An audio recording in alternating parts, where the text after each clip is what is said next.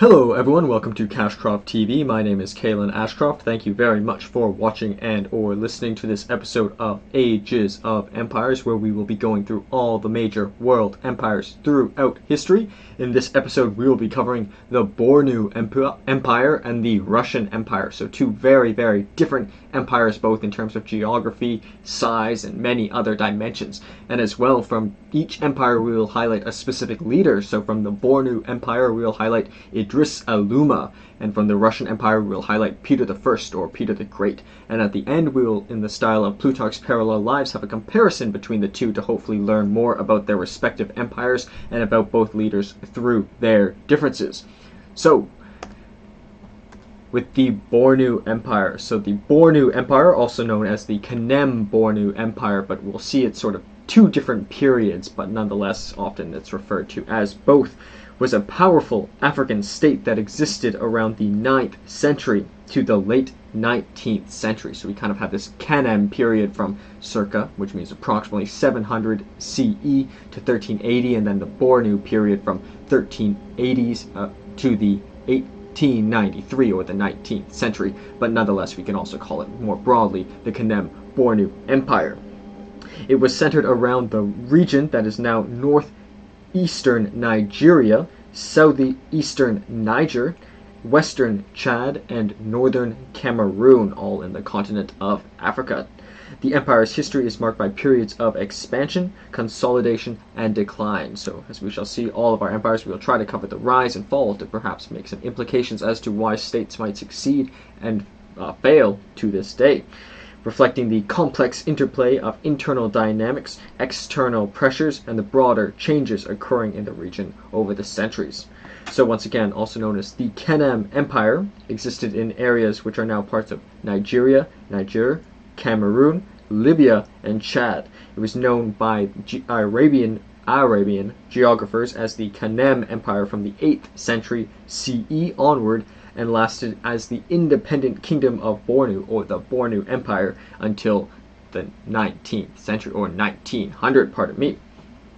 As for the origins and rise, so starting from this 9th to the 13th centuries, or we can consider this the Kanem period. So the roots of the Bornu Empire can be traced to the Kanem Empire, which emerged in the 9th century in the region of northeast Lake Chad. The Kanem Empire was founded by the Kagawa people, who later adopted the name Kanuri. As we can see, the name Kanem is very closely linked to that word of those peoples.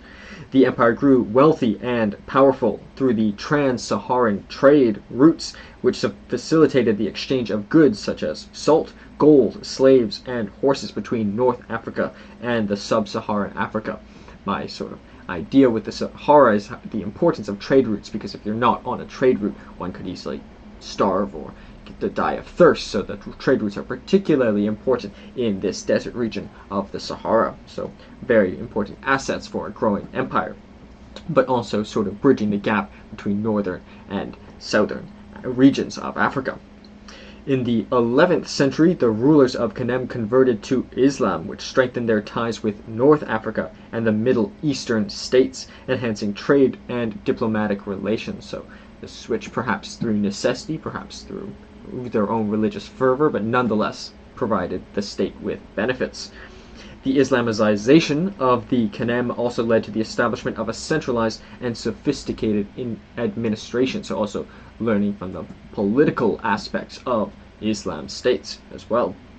As for the peak of power and expansion, so from the 13th to the 16th centuries. So during the 13th century, under the rule of Mai Dunama Dabalemi, who reigned from 1210 or 1210 to 1259 CE. Once again, for the first time, Mai means king in this state. And under this ruler, Mai Dumana Dabalemi, Kanem expanded its territory significantly, reaching its zenith in terms of power and influence. So it was under this leader it reached its peak. However, internal strife combined with external attacks from rival groups like the Balula weakened the Kanem, leading to its decline. By the late 14th century, Saifawa the Saifawa dynasty, also known as the Safua dynasty, shifted the capital from Kanem to Borno, so marking this sort of transition from Kanem Empire to Bornu Empire, so in southwest of Lake Chad, due to the pressures of the Bulala. This marked the beginning of the Bornu Empire as the dominant power in the region.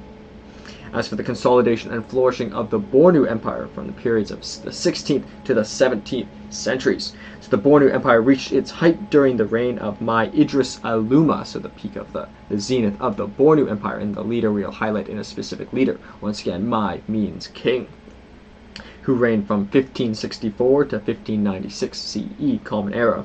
Alooma was a formidable military leader and administrator who reformed the army, introduced new military technologies, and expanded the empire's territory.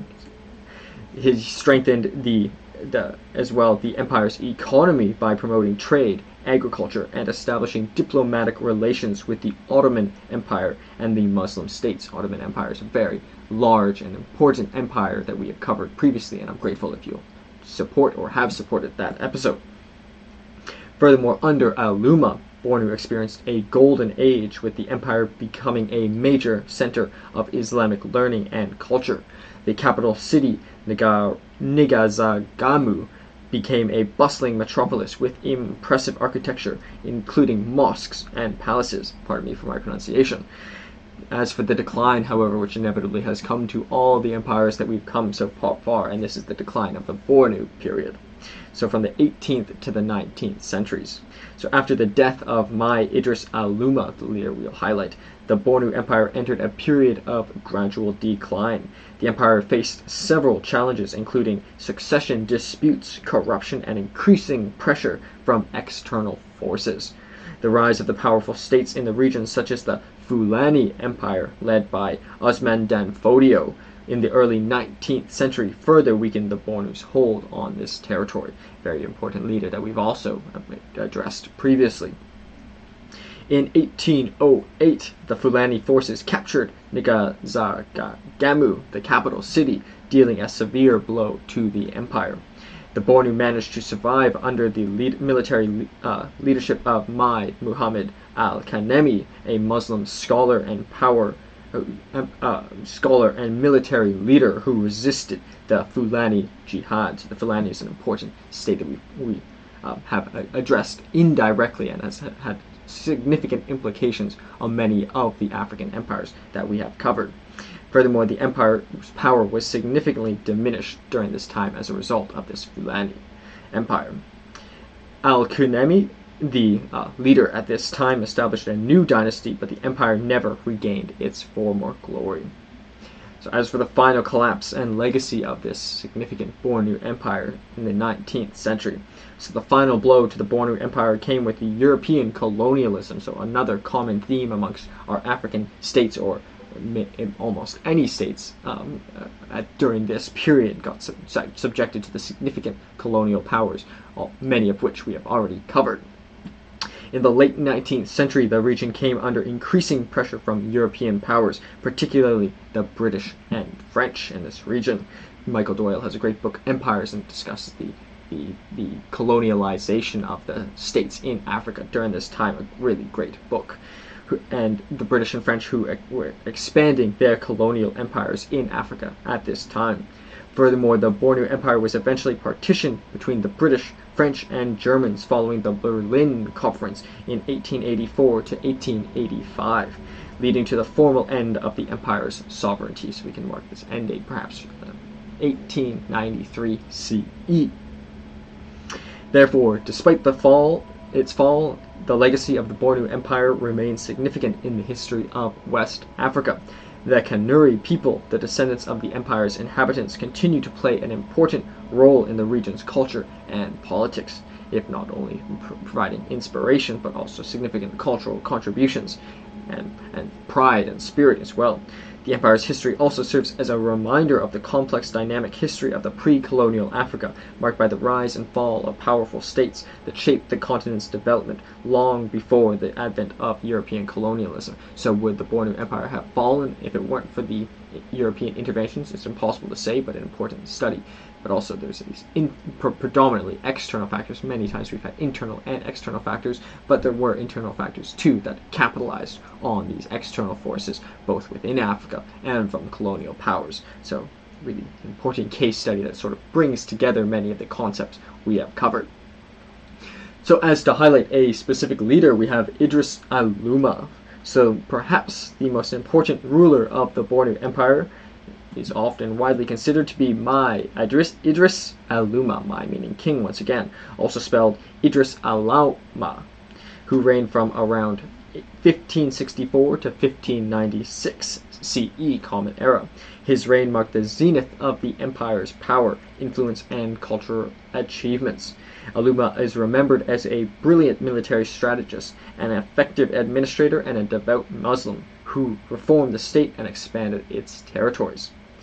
Further background information, so Al-Hajj Idris Alooma, his full name, and he was born Idris ibn Ali of Ali, was meaning ruler or king of the Bornu Empire, and he reigned from 1571 to 1602 or 1603, it's uncertain, covering parts of Chad, Cameroon, Niger, and Nigeria.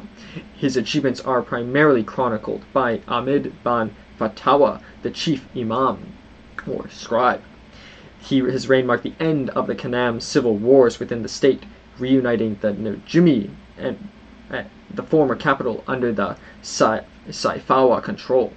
Furthermore, he introduced significant legal reforms based on Islamic law, establishing the Qadi courts that operated independently from the executive branch, so a separation between the judicial and executive branch. It's quite a profound thing for the time, which is now very common in most states today, or at least most Western states. His reign marked the end, once again, of the Kanem civil wars, and introduced the Qadi courts, a separation between the judicial and executive branches. He is credited with leading the empire to what is often regarded as its zenith, the zenith of the Bornu Empire, in the late 16th century and early 17th century.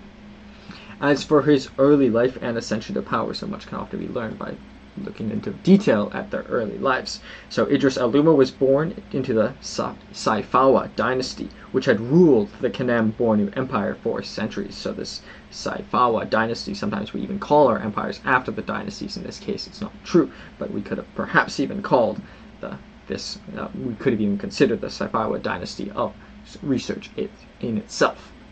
But nonetheless, he came from the Saifawa dynasty.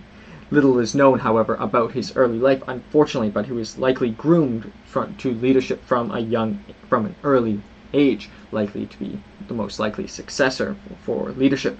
But he was given his noble birth and tradition of succession within the dynasty, so it might not have been the best education, but it was at least the best education that they could envision for him, likely to be the one to rule. Some of our most significant leaders have came from the most important lineage. Some have been second in line, third in line, fourth in line. Some have not even came from the noble lineage. It seems in the case of Idris Alooma that he did come from the most significant lineage, or most likely to become ruler. Alooma ascended to the throne during a period of instability and external threats. The Bornu Empire, though still powerful, faced challenges from neighboring states and internal division at the time of his ascension to the throne. Alooma's rise to power was marked by his determination to restore and expand the empire's influence, a mission that would define his reign. As for his military reforms and campaigns, so one of Idris Alooma's most significant achievements was his comprehensive reforms of the Bornu military. Recognizing the need for a modern and effective fighting force, he introduced new military technologies, including firearms, which he had acquired through the trades with the Ottoman Empire, which he acquired, and the North African states as well, so giving them a significant advantage by being able to cooperate with potentially potentially more powerful. The Ottoman was a particularly powerful state, so rather than go into direct conflict with the Ottomans, maybe it says, hey, we will do some deals with you, and we have a significant economy. If we acquire some of your guns, we can lead in our region respectively. and therefore also some of the other North African states also traded with them in terms of firearms. Alooma also established a professional standing army, replacing the previous reliance on ad hoc levies. So a standing army is a very common theme amongst authoritarian leaders. Under his leadership, the Borno army became one of the most formidable forces in the region, and Alooma led military campaigns, successfully expanding the empire's borders and securing trade routes. His conquests extended Bornu's influence over parts of modern-day Nigeria, Chad, Niger, and Cameroon. So one of the things, a main qualifier that makes a leader one of the greatest within their states is their ability to expand the state. But that isn't necessarily true. Some of our great leaders have been successful in just not losing territory, but on the growth trajectory, it is a significant achievement to expand a state. As for administrative reforms and governance of Idris Alooma, so Alooma was not only a great military leader but also a skilled administrator. He introduced a series of reforms aimed at centralizing and strengthening the empire's governance. He implemented a more efficient system of taxation, ensuring steady flow of revenue to support the state and military. Taxation is a form of perhaps centralization, but it also necessarily implies there is private enterprise to be taxed to begin with. Furthermore, Alooma also improved the judicial system, promoting Islamic law or Sharia law. We also have a series or an episode covering Sharia law, which I'm grateful if you'll support as well, or have supported, as the foundation of justice in the empire. His administration, and also perhaps bringing them closer to the Ottoman Empire as well. His administration was marked by the construction of infrastructure that facilitated trade and communication across the empire as well, so also a big builder. He built roads, fortresses, and wells, which helped secure Bornu's territories and foster economic growth. Wells is particularly important in the dry regions of the Sahara. The capital, N'Gazagamu, pardon me for my pronunciation, flourished under his reign, becoming a center of commerce, culture, and learning. As for diplomatic achievements and Islamization, Idris Alooma was a devout Muslim, and his reign is often seen as a period of a significant Islamization in the Bornu Empire. He maintained close diplomatic relations with other Muslim states, particularly the Ottoman Empire, through which they were acquiring firearms, which were also giving them a military advantage as well, from whom he sought and received military and technological support. Alooma's commitment to Islam was evident in his efforts to promote Islamic education and law throughout his territories, Sharia law, but also education as well. He also encouraged the construction of mosques and religious schools, madrasas, and supported the spread of Islamic scholarship. So creating mosques also is a way of course, creating inspiration for the people as well. Just having these beautiful sites makes people perhaps more prideful in their state and maybe more willing to defend it when battles do come. This helps strengthen the Islamic identity of the Bornu Empire and align it more closely with the broader Muslim world. Some of these great sites still exist to this day. So, as for the legacy, Idris Alooma's reign is regarded as the golden age of the Bornu Empire. His military and administrative reforms transformed the Bornu into a powerful and stable state capable of defending its interests a long shot from when he originally came to power, when there was internal strife and external pressures as well, and projecting its influence across the region. His legacy is remembered not only in his military conquests he achieved, but also in his cultural and religious developments he fostered. So, multifaceted ruler we have. After his death around 1596, the empire gradually began to decline, but the foundations he laid ensured the Bornu remained a significant power for many years. Once again, the date of his death is not certain. Alooma's reign is often studied as a model of leadership and governance in pre-colonial Africa, demonstrating the complexity and sophistication of African states before European colonization. Idris Alooma remains a symbol of strong leadership and effective governance, and his legacy continues to be celebrated in the history and culture of the Kanuri people and the wider West African region. So Idris Alooma's influence on the Bornu Empire is very significant, and the Kanem-Bornu Empire more broadly, and on these people and the regions even till this day, also in terms of religion, infrastructure, education as well. So and law as well. It's a very fascinating empire and leader in my opinion. As for the content of the slide, so the title we have is Idris, Alooma, and the Bornu Empire. It was also known as the Kanem-Bornu Empire, but as we sort of divided, we could say it's two separate periods. So we could say there's a Kanem Empire, but we could also say there's a Bornu Empire, although there's much overlap. And it was known as the Kanem Empire by Arabian geographers from the 8th century onwards, and it was also an independent kingdom of Bornu from 1380s until 1893. The significant leader we highlighted was Idris Alooma, meaning King Idris Alooma. It was also known, the empire was the Bornu Empire. Period would be approximately circa 700 to 1380 would be the Kanem period we've delineated, and the 1380s to 1893 would be the Bornu period, but we could also call it all the Kanem-Bornu Empire. And this is CE Common Era. Modern locations include Nigeria, Niger, Cameroon, Libya, and Chad.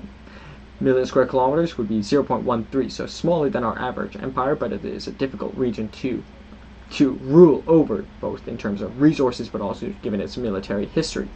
Million square and our average empire's size, and we've only included the largest empires to begin with, would be 1.14, so a little bit smaller, so maybe 10% of our largest empires, but nonetheless still a large population, and also maybe over time some areas are more easy or more difficult to rule over given the time period.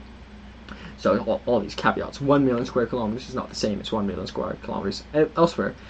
Million square miles equivalent would be 0.05%. of the world would be 0.10, excluding Antarctica.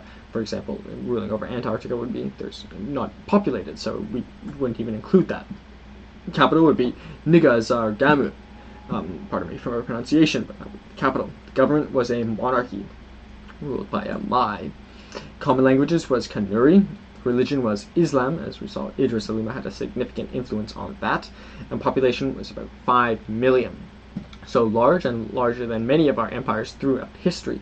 The Athenian and Spartan empires we discussed were much smaller in population and geography. They're just very documented and very deeply researched.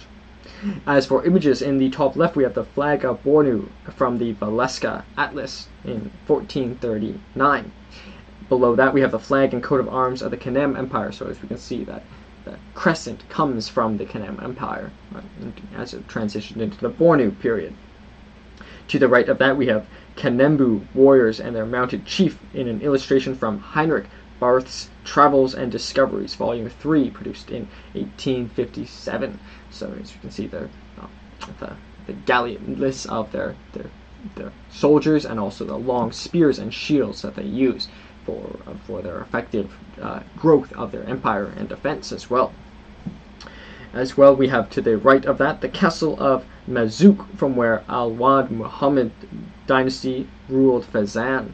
After the Ottoman capture of Fezzan in the late 16th century, they occupied the castle and maintained a garrison there. So the fact that after it was captured, it was still continued to be used by the Ottoman is a testament to the greatness of its architecture.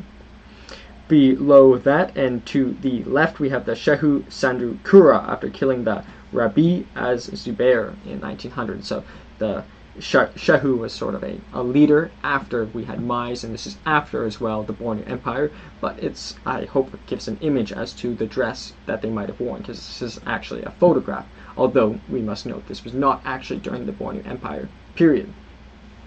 To the right of that we have the abandoned Dejado Fort in Bilma, which is located in the Bornu, Kaur, Fezzan, Tripoli trade route.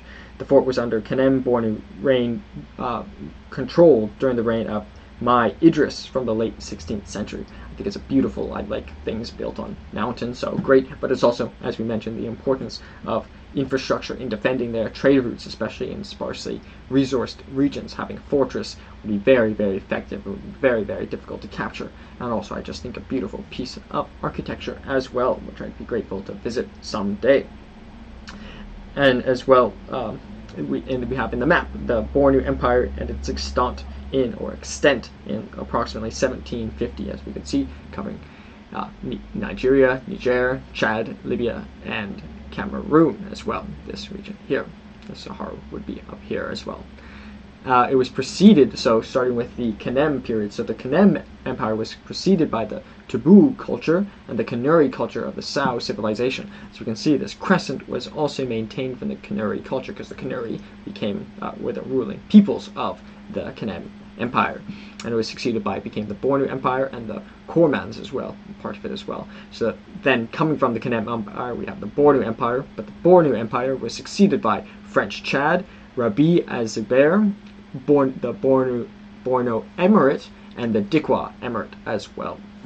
So very, very important empire, and I think it's very important to study the African empires because I think at least in my curriculum growing up they were more so neglected, and that's why I'm grateful for Michael Doyle's book Empire that really takes a focus on the empires of Africa, or particularly the colonial empires' impact on the African region. So as for the Russian Empire, so this is a very, very long-lived empire and very, very large empire, so it would be impossible to cover the whole of this history of this empire in the course of this one episode, but so I hope this provides a great place to start. So the Russian Empire was one of the largest and most powerful empires in world history, actually the third of all time that we will cover, and existed from 1721 until its collapse in 1917 CE, Common Era. Its history is marked by dramatic expansion, cultural achievements, and complex political dynamics, culminating in the revolution and birth of the Soviet Union, another very, very large state, an important state throughout history. So as for some background information, the Russian Empire was a vast empire that spanned most of northern Eurasia from its proclamation in November 1721 until its dissolution in March of 1917. At its height in the late 19th century, it covered about 22.8 million square kilometers, or 8.8 million square miles, roughly 1/6 of the entire world's landmass, making it the third largest empire in history, behind only the British and Mongol empires, which we have highlighted as well in this series. It also held colonies in North America between 1799 and 1867. We covered the Mongol and we will cover the British to come. And it also held colonies in North America between 1799 and 1876 as well. The empire's 1897 census, the only one it conducted through its lifetime, found a population of 125.6 million, with considerable ethnic, linguistic, religious, and socio-economic diversity. It's estimated the population got up to 170 or 180 million, so that would be a large population even by states of today, of the current times. So, as for origins and early expansion of the Great Russian Empire from the 9th to the 17th century, so leading up to the proclamation. So the origins of the Russian Empire can be traced back to the Kievan Rus, an important state we have previously covered, a federation of Slavic tribes centered around Kiev, which emerged in the 9th century. Yes, I've heard that it might not be considered an empire, however it was included on the list, and it would be, I think, negligent not to include it in terms of our history of empires. For example, Athens and Sparta were a fraction of the size, and we included those as empires, so I think even if the Kievan Rus was more loosely held, which certainly was, still a federation is stronger than a confederation. Given its size, at least some portion was sufficiently connected to qualify as an empire. But nonetheless, the successor state of the Russian Empire is often considered the Kievan Rus, and I recently actually saw a presentation by Putin, and Putin actually strongly believes this, and many of his beliefs are held in this, based on this assumption. And there are Slavic tribes centered around Kiev, which emerged in the 9th century. Very, very important episode, which I'd be grateful if you check out and support. The Mongol invasion in the 13th century led to the fragmentation of the Kievan Rus into various principalities, as we discussed in its decline, one of which, Muscovy, or Moscow, was one of these regions of the divided Kievan Rus. Muscovy gradually emerged as one of the most powerful of these states, largely due to its strategic location and the leadership of its rulers. Today, Moscow is the capital of Russia, but as we shall see, it wasn't the capital for most of the history of the Russian Empire, and it was not the largest city, which was also St. Petersburg, and St. Petersburg was the capital for most of the Russian Empire's history, as we shall see. So, under Ivan III, who reigned from 1462 to 1505, Muscovy began to consolidate power, freeing itself from Mongol domination. The Mongol Empire, very, very significant empire, the second largest of all time that we've covered, or the largest land-based empire, and laying the foundations for the Russian state. Ivan III expounded the Muscovy territories, centralized authority, and adopted the title of Grand Prince of all Rus, so therefore claiming all the successor states of the Kievan Rus. His grandson, Ivan IV, or Ivan IV, or Ivan the Terrible, very famous figure in history, who ruled from 1547 to 1584, was the first ruler to officially adopt the title of Tsar. Ivan the Terrible was the first to adopt the title of Tsar. Ivan IV continued to expand Russian territories, pushing into Siberia and solidifying autocratic rule. Hence, the title of Tsar is connected with autocratic rule as well. So, as for the rise of the Russian Empire from the 17th to the 18th century, so the formal establishment of the Russian Empire occurred under Peter the Great, whom we will highlight in a specific biography, who reigned from 1682 to 1725, and perhaps the first leader of the Russian Empire formally called. One of Russia's most transformative rulers, also known as Peter the Great, or Peter the First of his name because he created the title. His reign was marked by extensive reforms in government, military, and society, all aimed at westernization.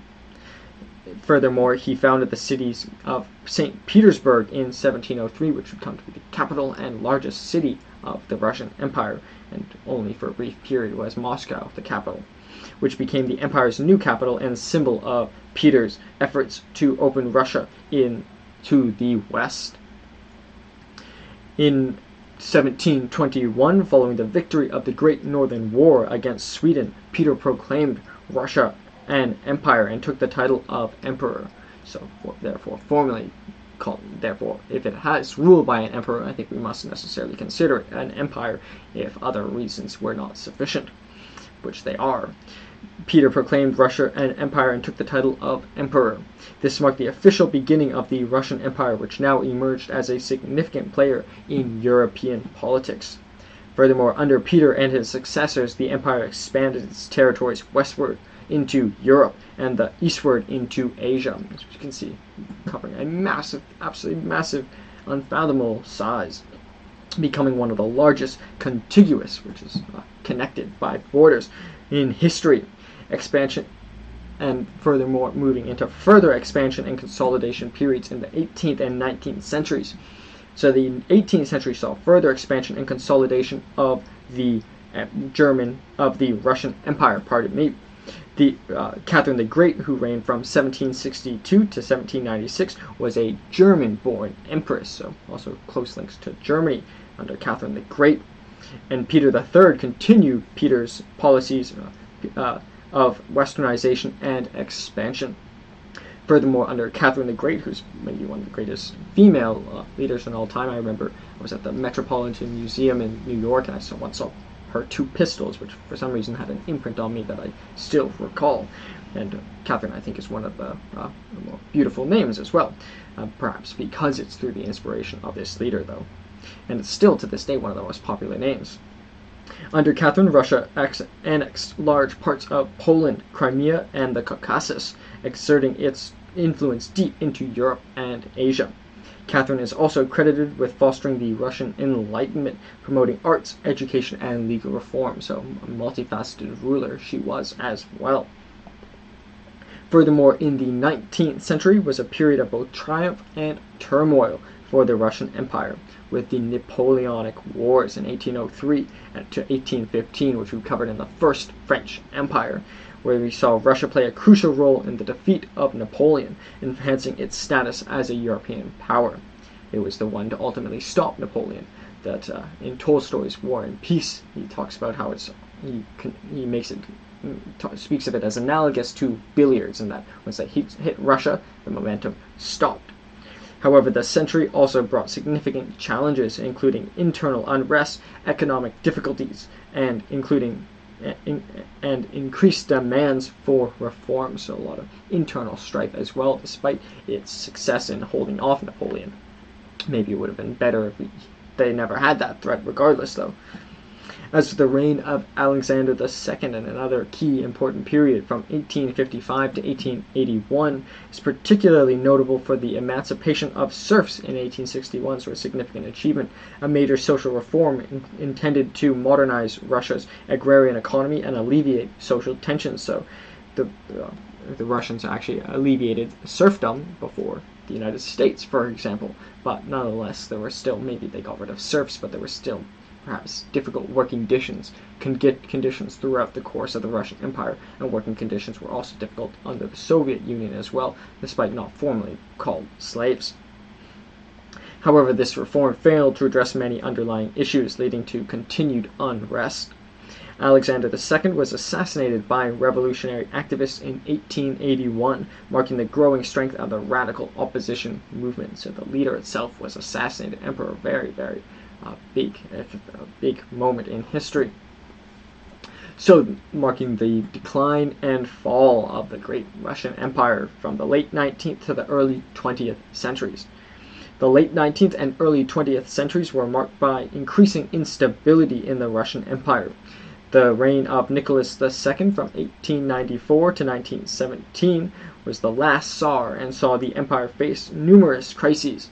The disastrous Russo-Japanese War from 1904 to 1905 exposed weaknesses in the Russian military and government, leading to widespread discontent. Perhaps they could have overextended into the Japanese regions as well. This discontent culminated in the 1905 revolution, a wave of mass political and social unrest that forced Nicholas II to grant limited constitutional reforms, including the establishment of the Duma, or a legislative assembly, therefore becoming suddenly a constitutional monarchy, partly ruled by a legislature. Despite these reforms, however, the underlying problems of the empire, economic backwardness and political repression and social inequality, remained unresolved. The outbreak of World War I in 1914 further exacerbated these issues. Russia suffered enormous losses on the battlefield, and the war effort strained the empire's economy and infrastructure. So, despite coming out ostensibly winning the First World War, it was a very, very costly victory. Often there's a term called a Pyrrhic victory, which is a victory, but the cost is greater than the outcome. But nonetheless, because the Russian Empire was the defending party, I don't think we could call it a Pyrrhic victory, because in the Pyrrhic victories, as we covered in the Pyrrhus episode, which I'm grateful if you have checked out or will check out, that he is the attacker. So I don't think it would qualify for that, but nonetheless a costly victory under the First World War. The outbreak of World War I further exacerbated these issues, the underlying issues, and Russia suffered economic losses on the battlefield, and the war effort strained the empire's economy and infrastructure, already having difficult social issues and difficult labor issues. By 1917, the situation became untenable. The combination of military defeats, economic collapse, and the widespread hunger fueled revolutionary fervor. In March 1917, the February Revolution broke out, leading to the abdication of Nicholas II and the end of the Romanov dynasty. A provisional government was established, but it was weak and faced opposition from various radical groups. Next came October 1917, where the Bolsheviks, led by Vladimir Lenin, a very famous or infamous figure in history, seized power in what's known as the October Revolution, marking the definitive end of the Russian Empire. The Bolsheviks established the Russian Soviet Federation, or Federative Social Republic, which later became known as the Soviet Union. So therefore, the successor state of the Russian Empire was formed originally by Vladimir Lenin. So as for the legacies, the Russian Empire left a profound legacy on both Russia and the world. It was a vast and diverse state, home to a multitude of ethnicities, cultures, and religions. Its expansion across Eurasia created a unique blend of European and Asian influences that shaped Russian identity. The fall of the Russian Empire led to one of the most significant political and social upheavals in the 20th centuries, the Russian Revolution and subsequent Soviet Union. The memory of the empire, its achievements and failures continue to influence Russian politics, culture, and society to this day. It's still considered part of the continuation of Russian history between perhaps the Kievan Rus and the Soviet Union. The Russian Empire is remembered as a powerful, complex state and played a crucial role in global history, leaving an indelible mark on the modern world. So very, very important period in history and inevitably important for the region. We cannot cover everything. For example, the October Revolution books have been written on just that event alone. But I hope that provided a broader overview. So as to highlight a specific leader to zone in on the Russian Empire, and perhaps by zoning in on the founding emperor, Peter the Great, we might sort of get a manifestation for what was intended for the empire at its inception. So, perhaps one of the most important rulers of the Russian Empire is often considered to be Peter the First, or Peter the Great, who reigned from 1682 until his death in 1725. Peter's reign transformed Russia from a relatively isolated and backward state into a major European power, laying the foundation for the Russian Empire and initiating a period of modernization that profoundly shaped Russian history. So for some background information, Peter I, also known as Pyotr I Alexeyevich, was born on the 9th of June, or the 30th of May, given the alternative calendar, of 1672, and died on the 8th of February, in 1725. He was the Tsar of all Russia from 1682 and the first emperor of all Russia, claiming that title, also known as as Peter the Great for some of these achievements, from 1721 until his death in 1725. He reigned jointly with his half-brother Ivan V until 1696.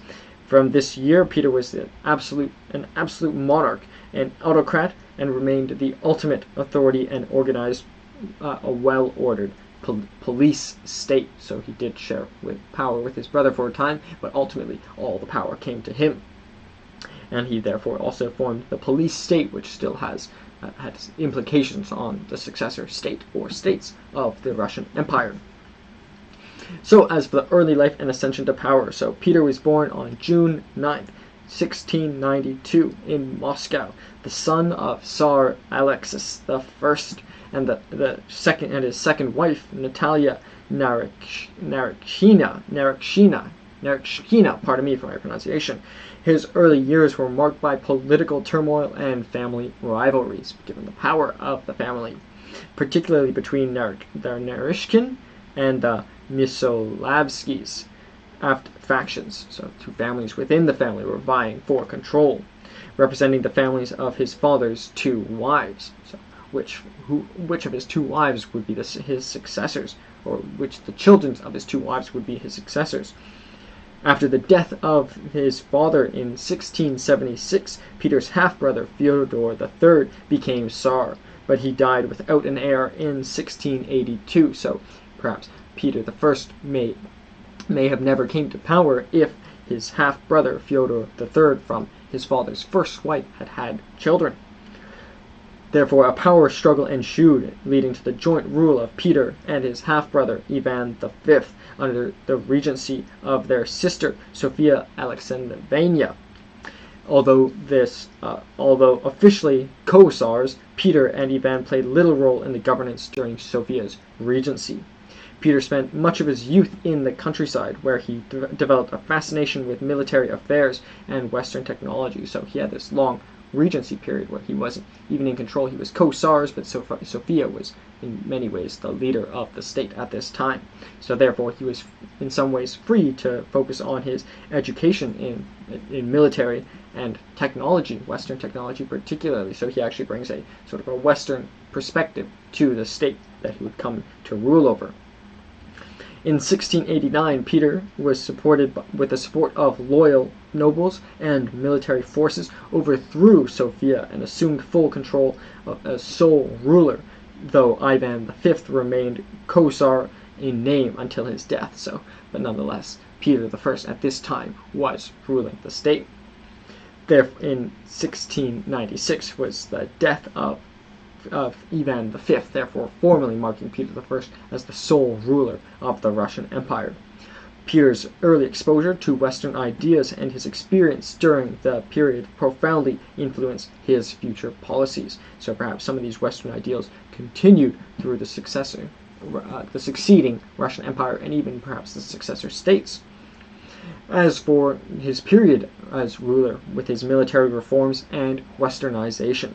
So Peter the Great is best known for his ambitious program of westernization and modernization, which aimed to transform Russia into a major European power.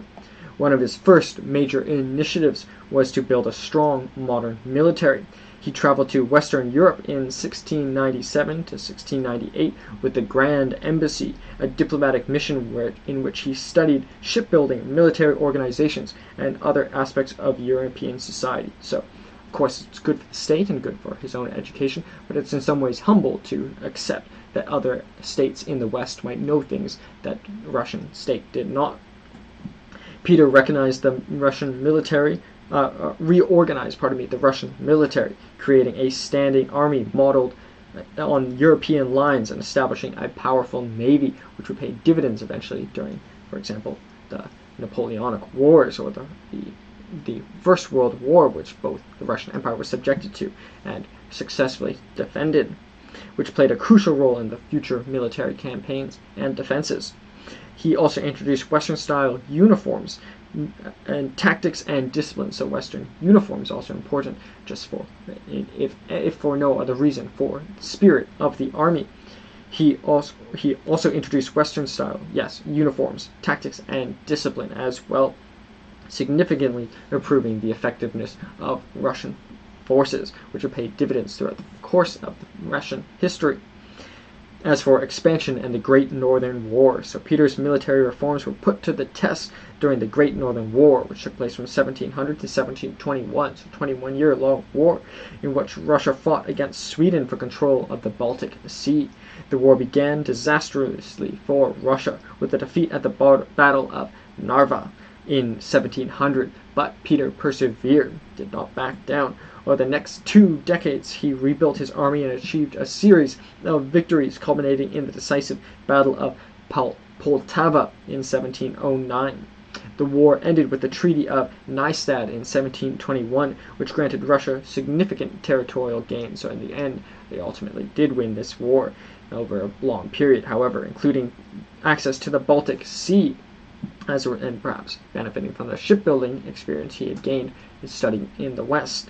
As a result, Peter proclaimed Russia an empire and took the title of Emperor or Imperator, marking the formal establishment of the Russian Empire. So perhaps that this access to the Baltic Sea in 1721 is when he officially called it an empire, but I would caveat that the empire was already so large and centralized that it could still have been considered an empire before this period. As for administration and social reforms, so Peter's vision for Russia extended beyond military might. He sought to modernize the state's administration and social structures. He introduced a series of reforms aimed at centralizing and strengthening the authority of the Tsar. He reorganized the government, creating new administrative bodies such as the Senate and college system, which replaced the old Buyur Dama. Recently, not to go on a tangent, but I've recently been reading Blackstone's commentaries of the laws of England, and colleges were first incorporated by Numa Pompilius, also a reference to Plutarch's Parallel Lives, another great series we've covered. But a college could be formed by a minimum of 3 people, but if 2 died, 1 could maintain it. But a college was sort of the original conception of a corporation, in that a college was formed so an idea could live beyond the life. But it required at least 3 people. But incorporating these colleges, it's not necessarily just educational colleges, but more so we could also think of it as corporations more broadly. And furthermore, he also introduced a series of reforms aimed at centralizing and strengthening the authority of the Tsar. And therefore this college system replaced the old Boyar Duma as well, and also incorporated a Senate at this time. So many administrative reforms, many of these things perhaps he learned during the West. So not only a great military leader, but also sophisticated in terms of administration, public administration. Peter also sought to westernize Russian society. He ordered nobility to adopt Western customs, dress and grooming, so dressing like the Westerners as well, famously imposing a tax on beards to discourage the adoption of clean-shaven faces, which he viewed as more modern. So perhaps I'm happy that I am shaved today, because he taxed, not as though I could grow a full beard anyways, but nonetheless he thought it was something important that he learned from the West, and therefore even taxed his nobility. Also a form of exertion of authority, because if you would not even allow the most powerful nobility to have beards without paying, it's obviously an exertion of significant control over the state. And also their dress and grooming also were dictated by him. He also reformed the Russian Orthodox Church, subordinating it to the state and abolishing the position of patriarch, and establishing the Holy Synod, a government-controlled body that oversaw the church affairs, so taking the Eastern Orthodox Church under his control. Education and technology were also key areas of reform. Peter established schools and academies to train officials, engineers, and military officers, also a way of further incorporating Western ideas through the education at young ages. And he encouraged the study of sciences and foreign languages. So really quite a global approach he has, which is probably helpful in creating ultimately a multilingual, multicultural state. He also founded the city of St. Petersburg in 1703, allegedly beautiful city, the largest city at the time, and the capital city, and one of the most beautiful cities apparently of all time that I'd be very grateful to visit someday. He founded St. Petersburg in 1703, which became the new capital of Russia in 1712. St. Petersburg was designed as a window into the West, so designed after Western styles, so it's often considered even the Paris of the East as well, symbolizing Russia's new orientation towards Europe. As for his legacy and death, Peter the Great's reign fundamentally altered the course of Russian history. His reforms and conquests expanded and strengthened the Russian state, turning it into a major European power, and also further Europeanizing it as well. The Russian Empire he established continued to grow in size and influence long after his death, and very much in his spirit. However, Peter's reforms were not without costs. His aggressive modernization efforts were often met with resistance, and his methods were sometimes harsh and autocratic. For example, dictating the dress that even his highest nobility could wear, and taxing beards.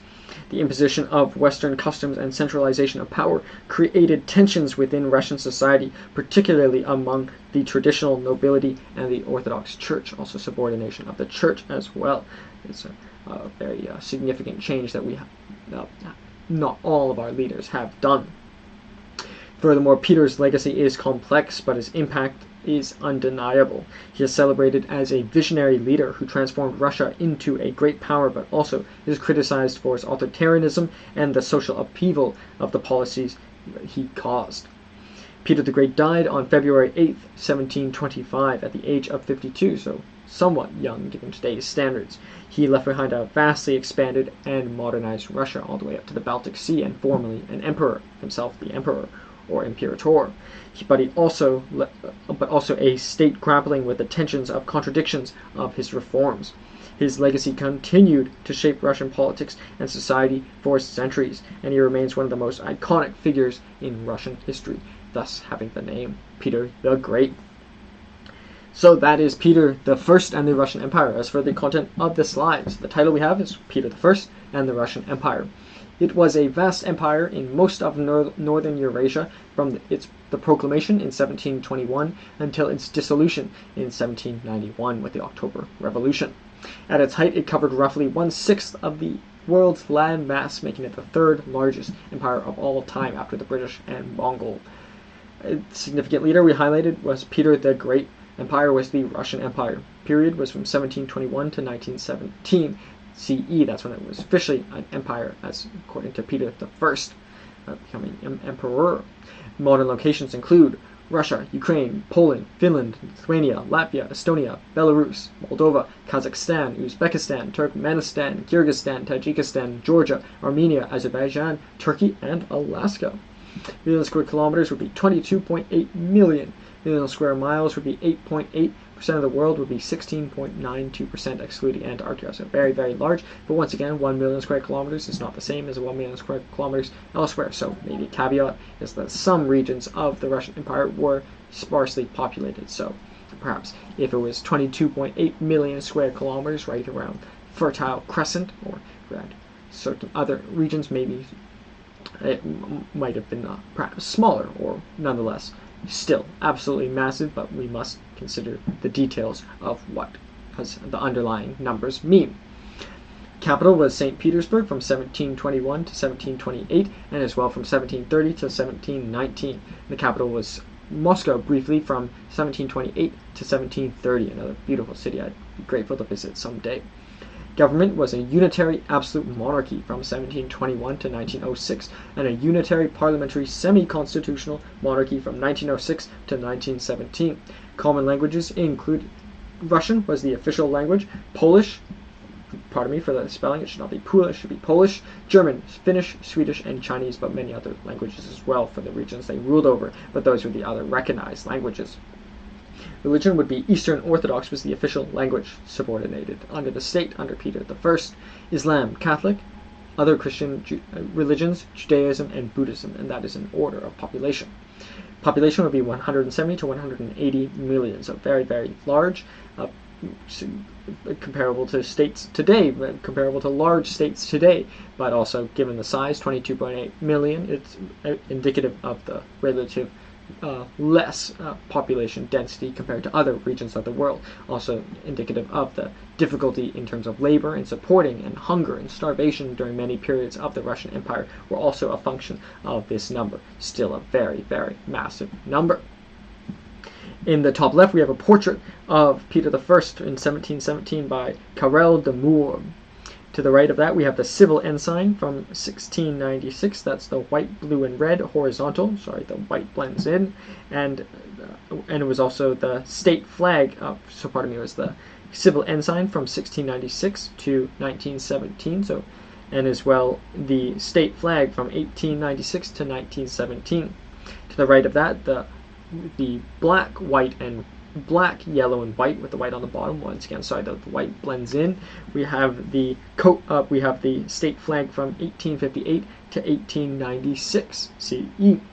To the right of that, we have beautiful coat of arms from 1882 to 1917, showing the two-headed bird. To the right of that, we have the 1813 painting depicting the fire of Moscow. Russia had burned the city just before Napoleon could reach and occupy it. There's a recent movie, Napoleon, which I think was actually quite well done. I think at first I thought I was critical of it. I think it ended up being more of a romance, which is a different take and a very important focus on Josephine. But nonetheless, Napoleon made it all the way to Moscow, and he focused on getting to Moscow. But by the time he got there, they had burned it.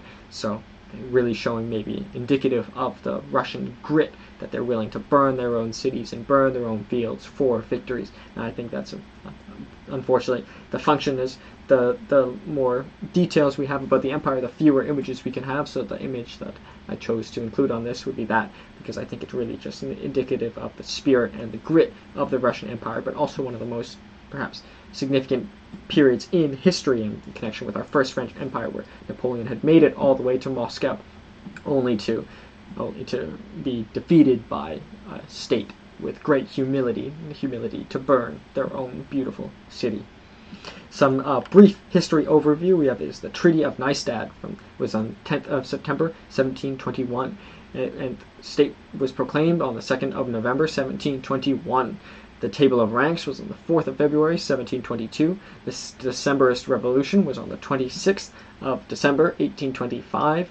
The Emancipation Reform was on the 3rd of March 1861. The selling of Alaska to the United States on the 18th of October 1867. The 1905 Revolution was on January of 1905 to July of 1907. The October Manifesto was on the 30th of October 1905. The Constitution was adopted, changing the government significantly, but maybe not wholly, on 6th of May 1906. The February Revolution was from the 8th to the 6th of March 1917, and the Proclamation of the Republic was on the 14th of September 1917, under the Vladimir Lenin coming to power.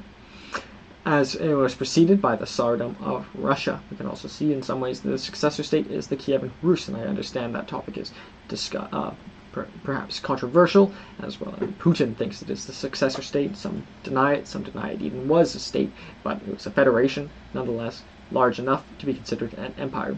And it was succeeded by the Provisional Government and the Russian Republic.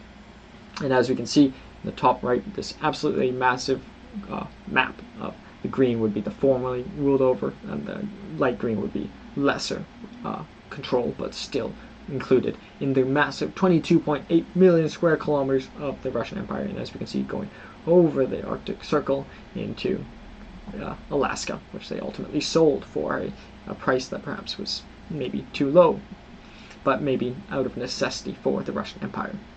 So much could each of these deserve books and books, so I hope that was somewhat of an overview, and I hope by highlighting Peter the First we can sort of get an idea for the manifest ideas and the westernization process that happened for the Russian Empire during this time. So, as for a comparison between Idris Alooma and Peter the First in the style of Plutarch's Parallel Lives, to hopefully learn a bit more about their two respective empires and the two through their differences.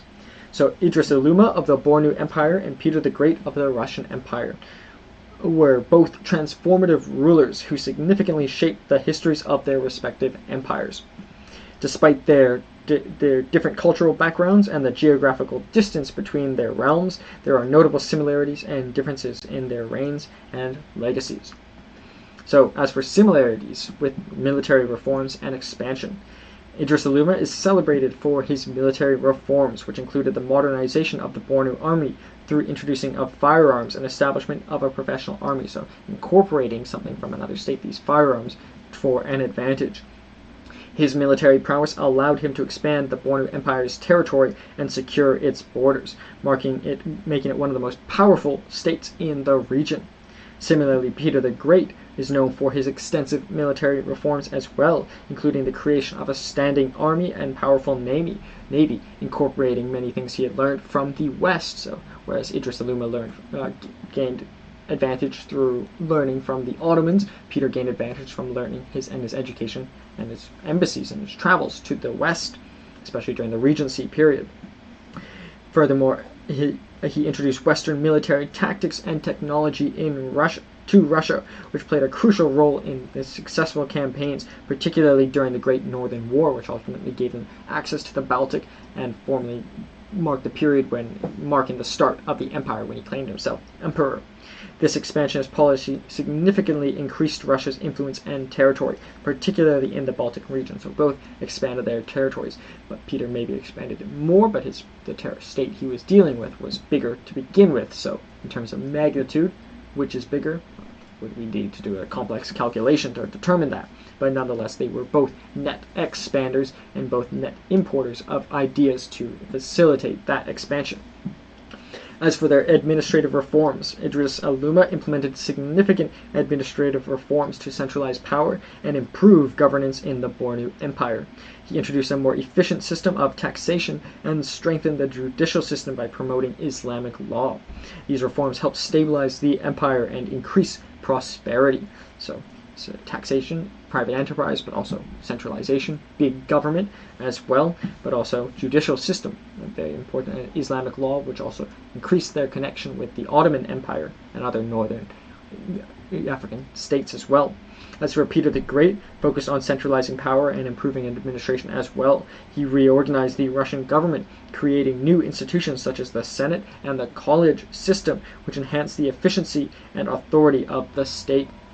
Peter's reforms aimed to reduce the power of the traditional nobility and strengthen the centralized authority. So a common theme is in the old regime in the French Revolution, Alexis de Tocqueville says, common theme for centralization is to even suppress the nobility, but the nobility are also sort of the moat around the emperor. So if they suppress them, it's just the king amongst all the non-nobility, and therefore it should lead to a collapse if they are taken out. As for cultural and perhaps that's what happened at the end with the October Revolution with the Russian Empire. As for cultural and religious impacts, Idris Alooma was a devout Muslim. Idris Alooma promoted Islam throughout his empire. He encouraged the construction of mosques and madrasas, and supporting the spread of Islamic scholarship, and aligned the Bornu Empire more closely with the broader Muslim world, perhaps through necessity or perhaps also through his own religious fervor. His reign is often seen as a period of significant Islamization in the region. As for Peter the Great, he proponent of westernization. So both of them are sort of incorporating a somewhat external ideology for perhaps their own benefit, but also in some ways the benefit of the state as well. He sought to modernize, this is Peter the Great, or Peter the First sought to modernize Russian society by adopting Western customs, dress, and technology.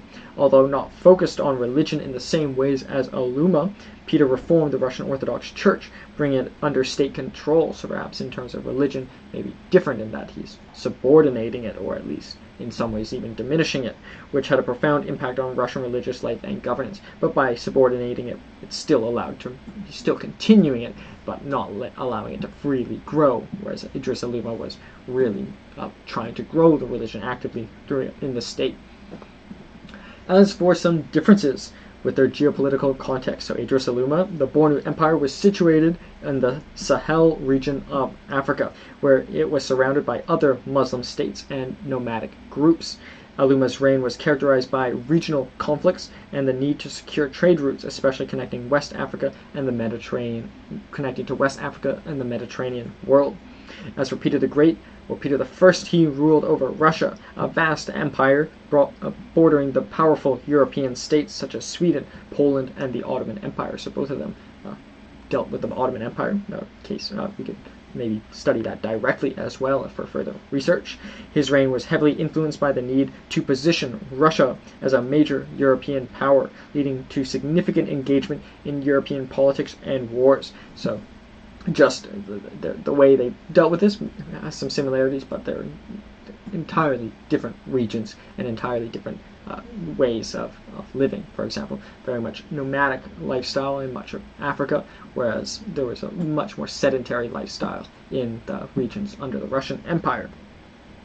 As for their differences in approach to modernization, so Idris Alooma's modernization efforts were primarily focused on military and administrative reforms within an Islamic framework. He sought to strengthen the state while preserving and promoting Islamic traditions and laws. Whereas Peter I's approach to modernization was heavily influenced by Western Europe. He sought to completely overhaul Russian society by introducing Western technologies, governance models, and cultural practices. His reforms were often imposed forcibly, leading to resistance from traditional segments of Russian society. So one is maybe learning from a religious source, whereas one is learning from other states or enterprises as well. As for their legacy and historical impact, Idris Alooma is remembered as a ruler who brought the Bornu Empire to its height, both territorially and culturally. So he's at the peak of the Bornu Empire. His legacy is particularly strong in the context of Islamic governance and military successes of West Africa.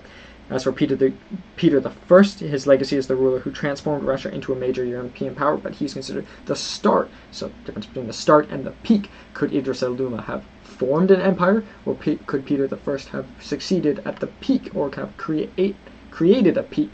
It's impossible to say because they cover different periods in the histories of their respective empires. which is better? Impossible to say. Idris Alooma was relatively the highest within his empire, but Peter I, maybe without Peter I, the Russian Empire never would have reached the heights it did. But other great leaders, such as, for example, Catherine the Great, and therefore his reign, this is Peter I, it set the stage for Russia's future as an empire with significant influence in both Europe and Asia. Peter's reforms laid the groundwork for the Russian Empire's cultural, military, and political development, making him one of the most influential figures in Russian history. So both of them, I would say, are two of likely the most significant or most famous leaders also in their respective empires. So that is certainly a commonality. Maybe lastly, for early life, Idris Alooma, I think it was more certain that he would come to power, whereas Peter I, it was much more contested. He came from his father's second wife, so maybe it was even unlikely, and maybe that was for the better. Maybe that's why he gained all that experience in Western Europe. Maybe if he was most likely to come to the throne, maybe he wouldn't have brought in those ideas. But both of them received some of the best education one could have for a leader, or at least what their states thought the best educations would be. So thus, both Idris Alooma and Peter the Great were visionary leaders who profoundly impacted their empires through military and administrative reforms. While Alooma focused on strengthening and expanding the Bornu Empire within the Islamic framework, Peter I persuaded radical modernization agenda inspired by Western Europe. Despite these differences, both rulers are remembered as transformative figures who brought their empires to new heights of power and influence and created very many political public administration reforms. And also, so yeah, nonetheless, two very, very fascinating leaders and two very, very fascinating empires. And this is Cashcroft TV. My name is Kalen Ashcroft. This is Ages of Empires. We covered the Bornu Empire and the Russian Empire. I'm very grateful that you supported this video, and I'd be very, very grateful if you continue to do so. So, thank you so much.